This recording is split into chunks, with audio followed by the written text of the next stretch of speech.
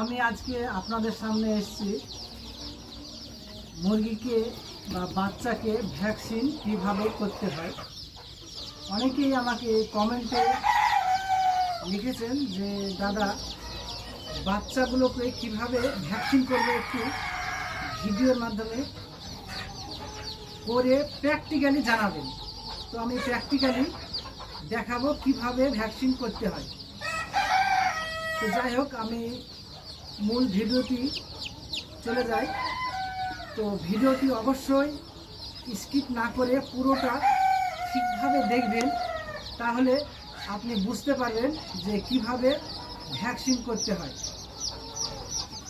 তো বাচ্চা প্রথমে আপনি দুটো ভাগে ভাগ করে নেবেন। একটা সাইডে বাচ্চা থাকবে আর একটা সাইডে ফাঁকা থাকবে। ওই ফাঁকাটা